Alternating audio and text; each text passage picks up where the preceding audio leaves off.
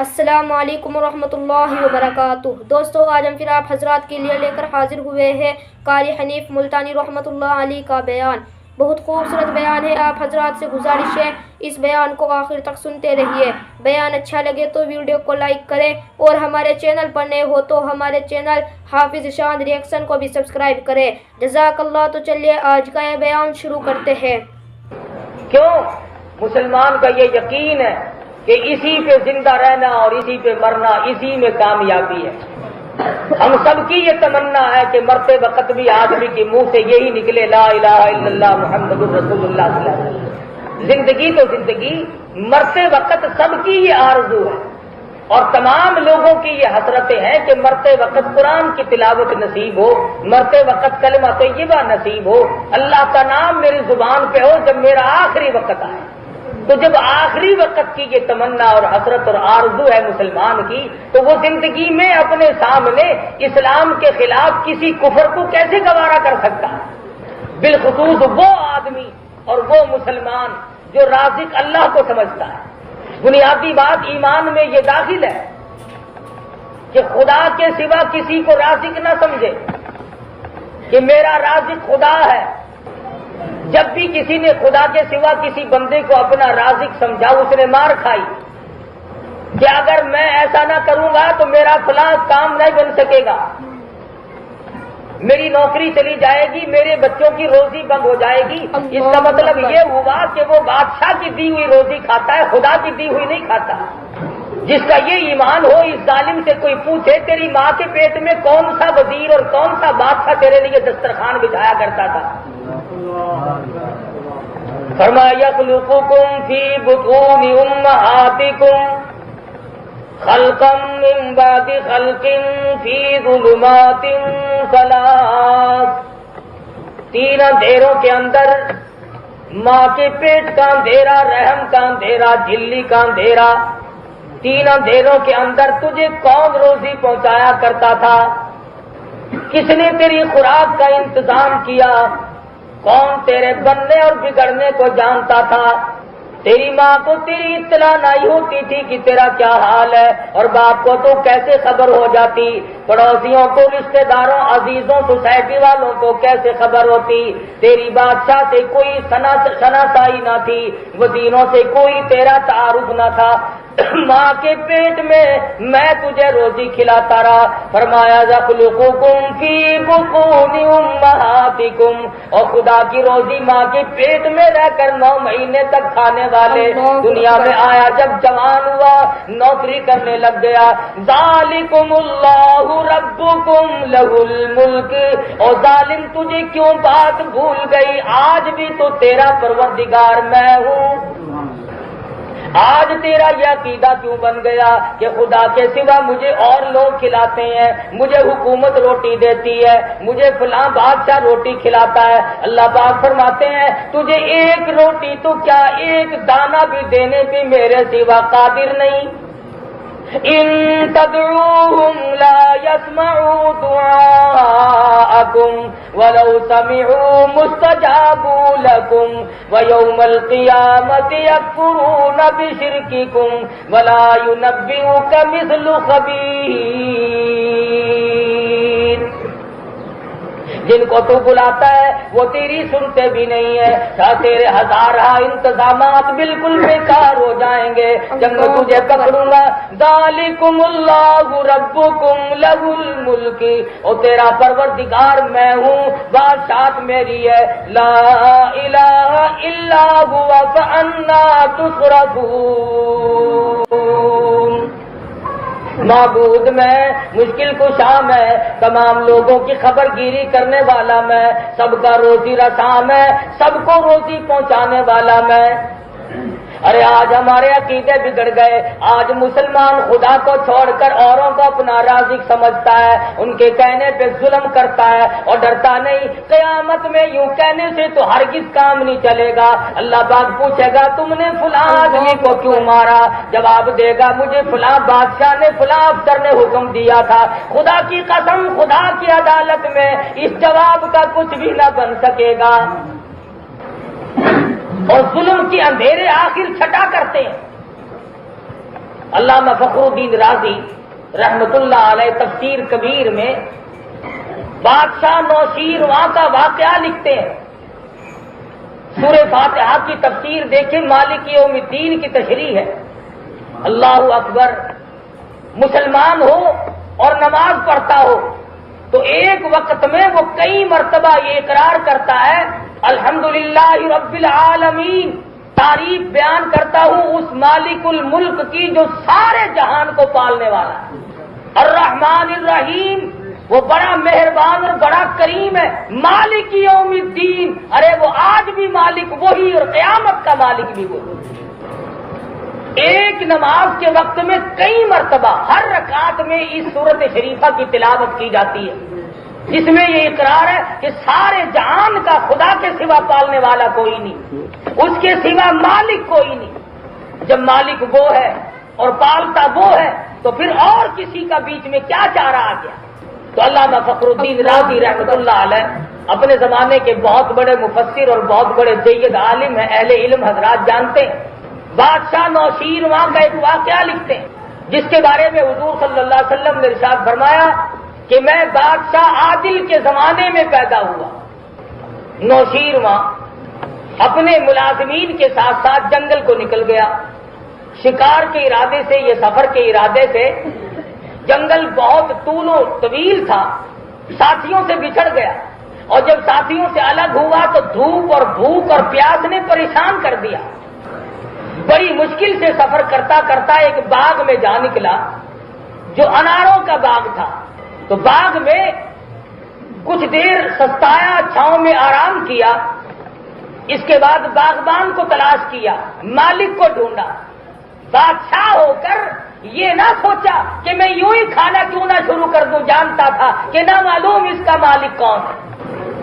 جب مالک کو تلاش کیا تو ایک نوجوان لڑکا ملا. اس کو کہا کہ میں مسافر ہوں، مجھے پیاس بڑی لگی ہے. اس نے کہا اچھا. وہ ایک انار توڑ کے لایا اور اس نے اس کے سامنے انار کے دانے کو توڑنا شروع کیا. عرق نکالا تو گلاس بھر گیا ایک انار سے. اور جب بادشاہ نے پیا تو بڑا لذیذ اور بڑا ذائقے دار اور بڑا ہی میٹھا اور بہت ہی خوش ذائقہ. تو گلاس پیتے ہی بادشاہ کے دل میں یہ بات آئی کہ ہمارے محل میں، ہمارے گھر میں تو ایسے انار کبھی بھی نہیں آئے. یہ دیہات کے رہنے والے ایسے ایسے انار کھاتے ہیں. یہ باغ تو ہمیں چھین لینا چاہیے، ہمیں اس باغ کو قومی ملکیت میں لے لینا چاہیے. نام قومی ملکیت کا ہوگا، کھائیں گے ہمارے. قوم کو کون دیتا ہے؟ اگر قوم کو کچھ ملتا تو ملک کا یہ حال ہوتا جو آج مشرق سے مغرب تک بنا ہوا ہے. اور پھر کہتے ہیں کہ عوام ہماری ساتھ ہے. تو یہ جتنے مار کھا رہے ہیں یہ سارے خواص ہیں، یہ سارے خواص ہیں. بس عوام تم ہو جو سرکار کی دم ہاتھ میں پکڑے ہوئے ہے، جو گورنمنٹ کا ملازم ہے وہ عوام ہے. اور یہ 6-7 کروڑ کی آبادی سارے کے سارے خواص ہیں. بادشاہ کے دل میں یہ بات آئی کہ میں اس باغ کو غصب کر لوں گا. ایسے اچھے اچھے انار کھاتے ہیں یہ لوگ. کچھ دیر بیٹھا، یعنی احسان کا بدلہ دیکھیے. اس نے خدمت کی، پانی کے بجائے انار کا پانی نکال کر رس نکال کے پلایا. اور اندر سے کیا شکریہ نکلا ہے. وہ پانی بھی پلا سکتا تھا. اس نے سوچا مسافر ہے، دور کا ہے، پریشان حال معلوم ہوتا ہے، کوئی مہذب آدمی معلوم ہوتا ہے. اس نے انار کے دانوں سے نکال کر خوش ذائقہ، خوش رنگ، عجیب و غریب قسم کا گلاس بھر کے انار کے رس کا پلایا. اور وہ ادھر قومی ملکیت میں لینے کی تیاری کرنے لگا. کچھ دیر کے بعد کہنے لگا کہ بھی لڑکے، ساری عمر میں ہماری تیری پہلی ملاقات ہے اور بہت ممکن ہے کہ آخری بھی ہو. ایک گلاس ہمیں اور پلا دے. اس لڑکے نے جہاں سے وہ پہلا انار توڑا تھا اسی شاخ سے، اسی ٹہنی سے ایک اور انار کا دانہ توڑا اور اسی کے سامنے نچوڑا. تو گلاس تو کیا بھرنا تھا، چوتھائی بھی نہ بھرا، چوتھائی گلاس نہ بھرا. اور جب پی کے دیکھا تو لذت بھی ختم، ذائقہ بھی ختم، مٹھاس بھی ختم، تمام چیزیں برباد ہو.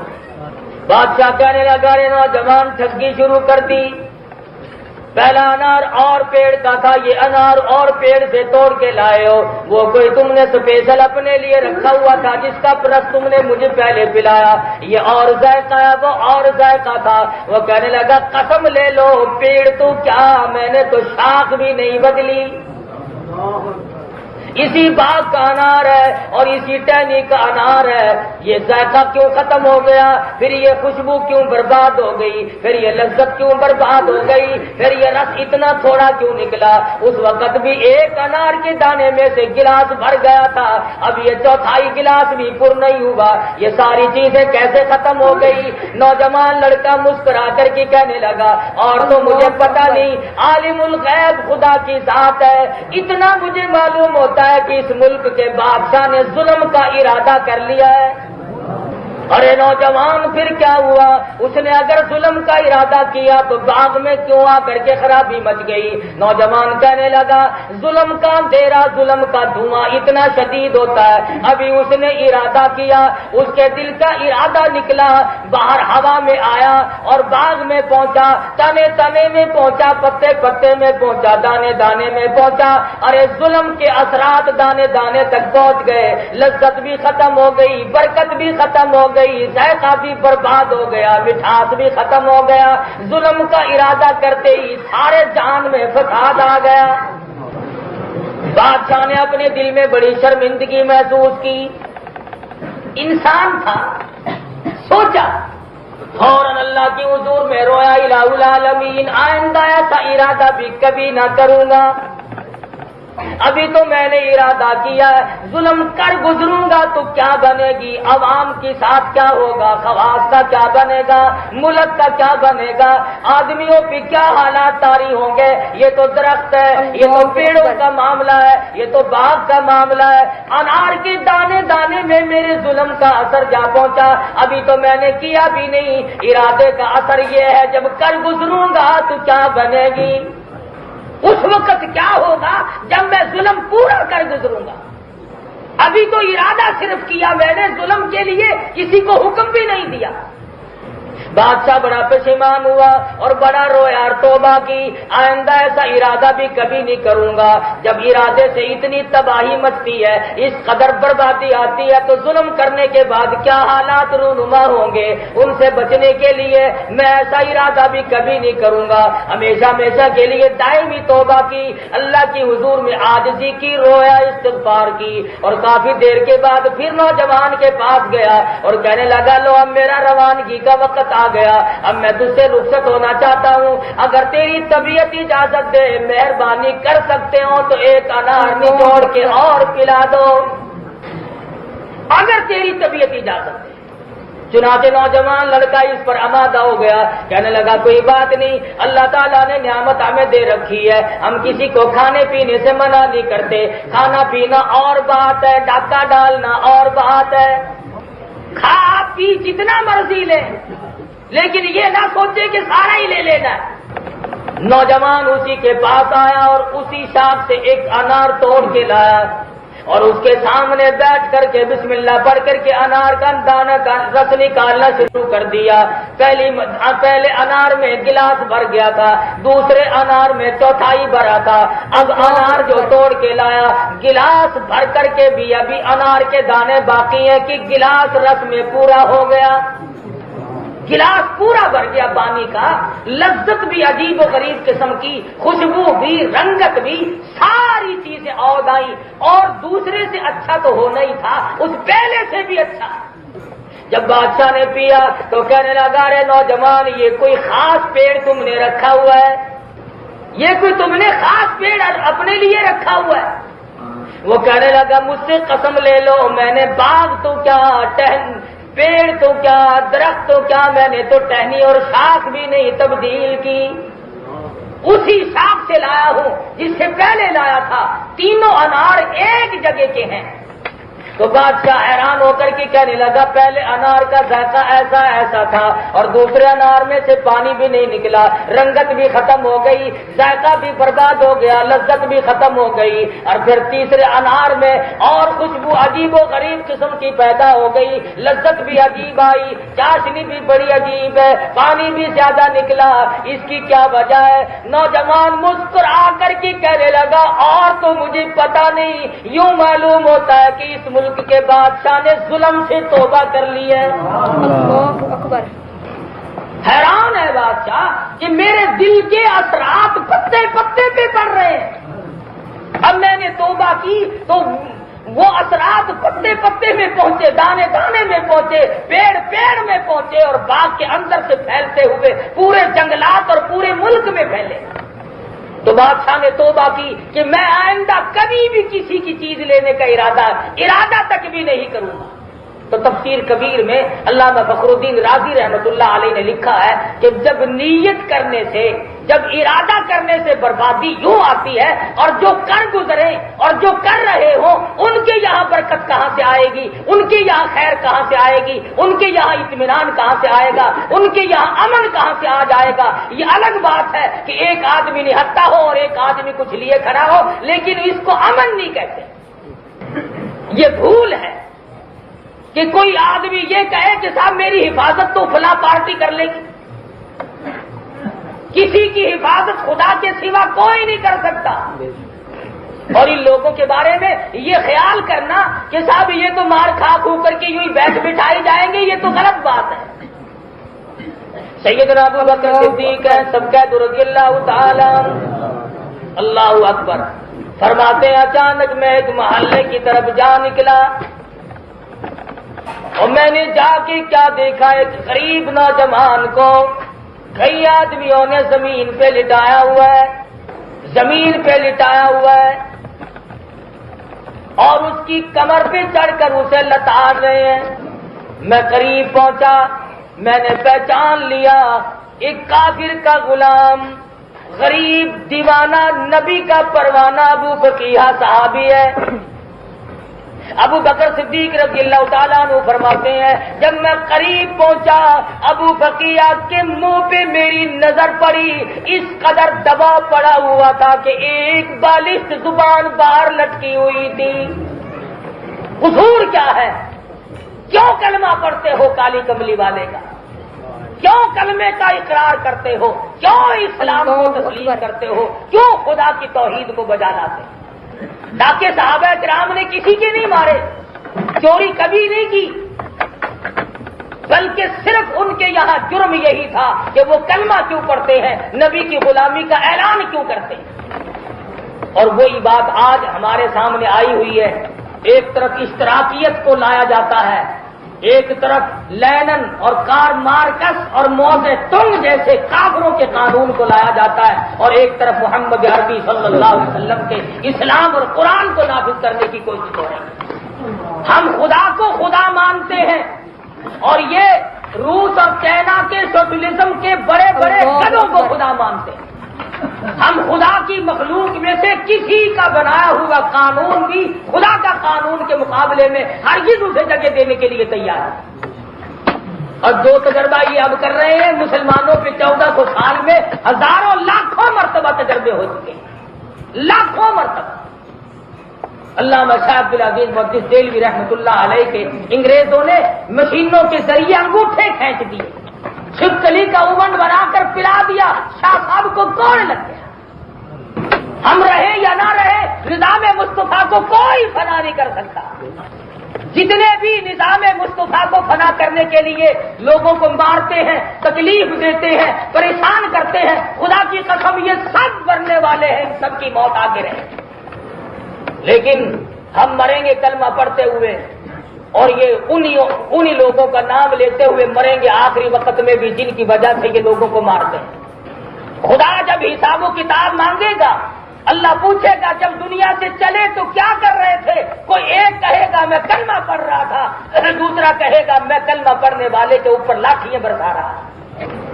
صدیق اکبر رضی اللہ تعالیٰ عنہ فرماتے ہیں میں نے دیکھا کہ اچانک اس قدر ایک مسلمان کو مار پڑ رہی ہے. اللہ اکبر. میں نے ان ظالموں سے کہا نہ مارو. ظالم کی یہ بڑی عادت ہے، اسے جتنا کوئی یوں کہے نا کہ نہ مار، وہ اور کرتا ہے، مستی میں آ جاتا ہے. اب جتنے بھی علماء، صلحاء، بزرگان دین، اللہ والے، سمجھدار، حاجی، نمازی، غازی، سب یہ بتلا رہے ہیں کہ پرامن تحریک ہے، پرامن مطالبات ہیں، لیکن جان بوجھ کر جتنا منع کرتے ہیں اتنے ہی اس میں رفڑ بازی بھی چاہتے ہیں. میں یہ سمجھنے سے قاصر ہوں کہ اسلام آنے میں اور نظام مصطفیٰ کے نافذ ہونے میں انہیں کیا تکلیف ہے. اگر قرآن کے دشمن ہو تو اعلان کرو سیدھا سیدھا کہ ہمیں قرآن پجارے نہیں آتا، اسلام نہیں آتا، نبی کی نبوت ہمیں راس نہیں آتی، خدا کی توحید ہمیں راس نہیں آتی، کھلے اعلان کرو. پھر یہ منافقت کیسی ہے؟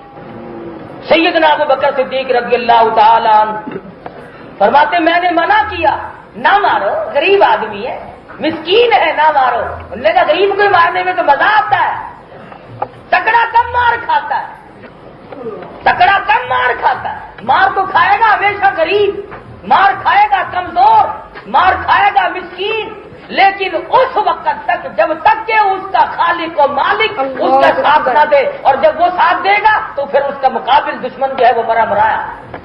سیدنا ابو بکر صدیق رضی اللہ تعالیٰ عنہ فرماتے میں نے تو منع کیا کہ نہ مارو، غریب ہے. وہ اور مستی میں آ گئے.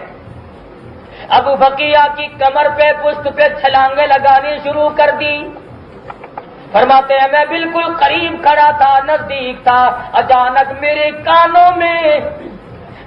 کانوں میں ابو بقیہ کی پسلیاں کڑاک کڑاک کر کے ٹوٹنے کی آواز آنے لگی. صحابی کی پسلیاں توڑ دی. جرم کیا ہے؟ کلمہ کیوں پڑھتا ہے؟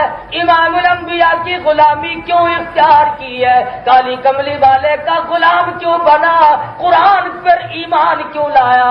اللہ کی توحید پہ ایمان کیوں لایا؟ انہوں نے بھی یہ اتہامی الزام نہیں دیا کہ ہماری چوری کی ہے، ہمارا کوئی نقصان کیا ہے. ابو بکر نے پوچھا لوگوں کیوں مارتے ہو؟ کہنے لگے جب تک یہ کلمے کا انکار نہ کرے اسی طرح سے مار کھانی پڑے گی. ابو بکر صدیق رضی اللہ تعالیٰ عنہ فرماتے ہیں میں دیکھ نہ سکا، میں سہ نہ سکا. میں نے اسی وقت انہیں کہا نیچے اتر جاؤ، ظالمو تمہارا غلام ہے، سودا کر لو میں خرید لوں گا.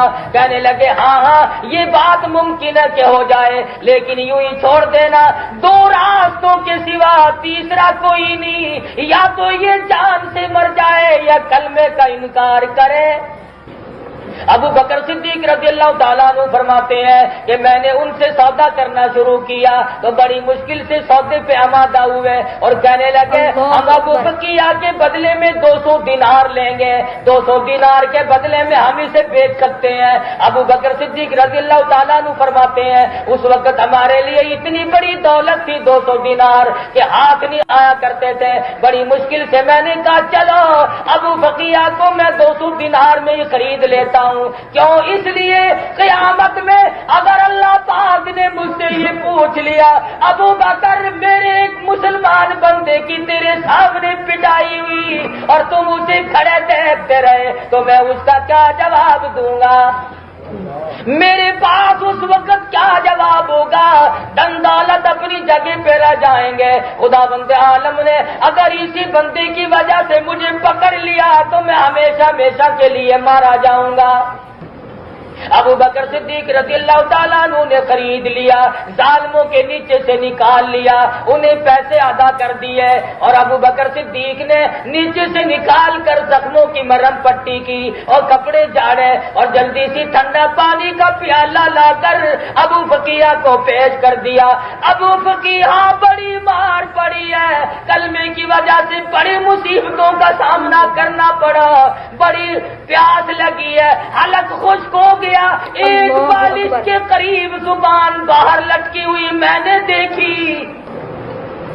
ظالم نے اپنے ظلم کی انتہا کر دی پر ابو بقیہ تو نے بھی اپنے عشق کی انتہا کر دی. وہ کہنے لگا ابو بکر تیرے احسان کا بدلہ خدا دے گا، میں کیا بدلہ دے سکتا ہوں، میں غریب ہوں.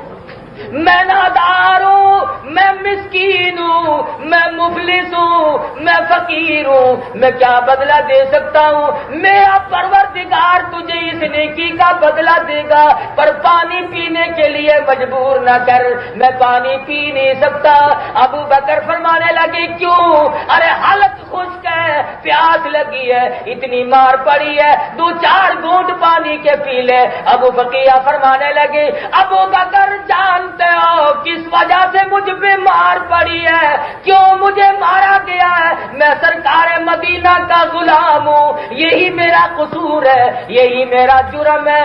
میرا اعلان سنو، جب تک میں شربت دیدار نہ پی لوں، جب تک امام الانبیاء کا دیدار نہ کر لوں، ایک گھونٹ پانی کا میرے حلق سے گزرے گا نہیں۔ اللہ اکبر۔ تھوڑا بہت کچھ تو پانی پی لے، بڑی پیاس لگی ہے، میں تجھے سرکار مدینہ کی خدمت میں ابھی لیے چلتا ہوں، تجھے حضور کا دیدار بھی ہو جائے گا، کچھ پانی تو پی لے۔ کہنے لگا میرے بس کا روگ نہیں، کیوں؟ اس لیے کوئی مجنون بتاتا ہے، کوئی کہتا ہے دیوانہ، یہ تو مرض عشق احمد کا ہوا بیمار میں بھی ہوں۔ ابو بکر میرے بس کی بات نہیں، جب تک میں حضور کی زیارت نہ کر لوں، ایک بوند پانی کی میرے حلق سے گزرے گی نہیں۔ مجھے معلوم ہے مار جو اسی لیے پڑی ہے، میری پسلیاں توڑ دی گئی، مجھے لتاڑا گیا، اور آج تو تم نے دیکھ لیا، روزانہ تجھے کیا معلوم جو رات کو مجھ پہ مار ہمیشہ پڑا کرتی تھی، میں تو بڑی مار کھاتا چلا آیا ہوں۔ ابو بکر صدیق رضی اللہ تعالیٰ عنہ نے ابو فقیہ کو ساتھ لیا، سہارا دے کے لے کے چلے۔ ادھر کسی مسلمان نے جا کر دوڑ کر سرکار مدینہ کو بتلا دیا، عرض کر دیا ابو بقیہ کو بڑی مار پڑی ہے، اس کی پسلیاں توڑ دی گئی۔ ارے آج کسی کو چوٹ لگے گی، اس کے گھر والے رویں گے، اس کے رشتے دار رویں گے، اس کے عزیز و اقربا رویں گے۔ خدا کی قسم ابو بقیہ کو مار پڑی، سرکار مدینہ روئے، حضور اکرم صلی اللہ تعالی علیہ وسلم رو رہے ہیں، میرے غریب صحابی، او میرے غریب دیوانے، تجھے کلمے کی وجہ سے اتنی مار کھانی پڑی کہ تیری پسلیاں توڑ دی گئی، اور یوں بتایا گیا کہ پانی نہیں پیتا، دیدار کا مشتاق ہے۔ حضور انور صلی اللہ تعالی علیہ وسلم انتظار فرما رہے ہیں، ابو بقیہ کو لے کر آئیں گے، اپنے گھر سے باہر تشریف لے آئے۔ قربان جاؤں سرکار مدینہ کے ان غلاموں پہ جو حضور صلی اللہ تعالی علیہ وسلم دیدار کرانے کے لیے تشریف لائے۔ ارے ہمارا تو عقیدہ ہے، آج نظام مصطفیٰ صلی اللہ علیہ وسلم کے لیے جو لوگ شہید ہو گئے، خدا کی قسم میرا ایمان ہے ان کی روحوں کا استقبال سرکار مدینہ نے فرمایا، امام الانبیاء نے ان کا استقبال کیا۔ تو میری وجہ سے کوئی زمین کی وجہ سے مرا ہوگا، کوئی نہری پانی کی وجہ سے مرا ہوگا، کوئی کسی عورت کے عشق میں مرے گا، کوئی روپے پیسے کے جھگڑے میں مرے گا۔ ارے کتنا خوش نصیب ہوگا وہ شہید جس کی روح کو نکلتے ہی سرکار مدینہ کا دیدار ہو اور حضور فرمائے آجا تو میرا ہے میں تیرا ہوں۔ ابو بقیہ رضی اللہ تعالیٰ عنہ کو آہستہ آہستہ ابو بکر لے آئے۔ سرکار مدینہ صلی اللہ تعالی علیہ وسلم نے ابو بقیہ کو سینے سے لگا لیا، رحمت والا ہاتھ پھیرا، پاس بٹھا لیا، فرمایا ابو بقیہ میں نے سنا ہے بڑی مار پڑی ہے، پسلیاں توڑ دی گئی۔ ابو بقیہ عرض کرنے لگے میرے آقا ٹھیک ہے، جو کچھ میرے مقدر میں تھا وہ بن گیا، پر اتنا تو میں بھی جانتا ہوں بہشت سستی کوئی نہیں، اتنا مجھے بھی معلوم ہے کہ جنت سستی نہیں، ایسو آرام کرتے کرتے حرام کھانے والوں کو بہشت کی ہوا نصیب نہیں ہو سکتی۔ سرکار مدینہ صلی اللہ تعالی علیہ وسلم نے فوراً ارشاد فرمایا ابو بقیہ میں نے سنا ہے پانی نہیں پیا، جی حضور نہیں پیا. فرمایا اب کیوں نہیں پیا؟ عرض کیا اس وقت میں پانی پیتا تو میرے منہ میں صرف پانی جاتا اور میری پیاس بجھتی. اب رحمت والے ہاتھ ہوں گے، میرا منہ ہوگا، مجھے یہیں بیٹھے بیٹھے حوض کوثر کا مزہ آئے گا، مجھے یہاں حوض کوثر کا مزہ ملے گا، میں یہاں پانی پیوں. سرکار مدینہ صلی اللہ علیہ وسلم نے رحمت والے ہاتھ سے پانی کا پیالہ اٹھایا اور ابو بقیہ نے یوں ہاتھ بڑھایا پیالہ لینے کے لیے. فرمایا ابو بقیہ ٹھہر جا، جب تم نے پیا ہی نہیں اور میرے ہاتھ سے پینا ہے تو اب میں اپنے ہاتھ سے ہی تجھے خود پلاؤں گا. سرکار نے رحمت والے ہاتھ سے ابو بقیہ کے منہ کو پانی کا پیالہ لگایا. ابو بقیہ نے رج رج کے پانی پیا اور کہنے لگا کیوں نہ پیوں، آج مجھے جنت کا مزہ آیا، آج مجھے حوض کوثر کا مزہ آیا. کیوں میرا یقین ہے ساقی کوثر چشم فیضا ابر نوازش لطف بداما رحمت حق کی بارش پہ ہم صلی اللہ علیہ وسلم. میں تو جس وقت پانی پی رہا تھا تو مجھے تو حوض کوثر کا مزہ یہی آ گیا. سرکار مدینہ نے دعا فرمائی، جلدی صحت یاب بھی ہو گئے. تو دونوں چیزیں اللہ تبارک و تعالیٰ نے عام نہیں کر دی کہ دنیا میں بھی ایسے عشرت کرو اور آرام کرو اور آخرت کی نعمتوں سے بھی اللہ پاک اس طرح سے مالا مال کر دے. مسلمانوں گھبراؤ نہ، ہمارا مقصد مال اکٹھا کرنا نہیں، ہمارا مطلب دولت حاصل کرنا نہیں، ہمارا مطلب بنگلے بنانا نہیں، ہمارا مقصد کوٹھیاں بنانا نہیں، ہمارا مقصد کاریں حاصل کرنا نہیں. ہمارا مقصد ہے یہ ہے کہ اس زندگی میں، اس گناہگار زندگی میں ہم نظام مصطفیٰ صلی اللہ علیہ وسلم کا یہاں پہ نفاذ دیکھیں اور یہ ملک تب بچے گا جب سرکار مدینہ کا دین یہاں پہ نہ. دوستو اگر آپ حضرات کو ہمارا یہ بیان اچھا لگا ہو تو ہمارے چینل حافظ چاند ریئیکشن کو بھی سبسکرائب کریں. السلام علیکم ورحمۃ اللہ وبرکاتہ.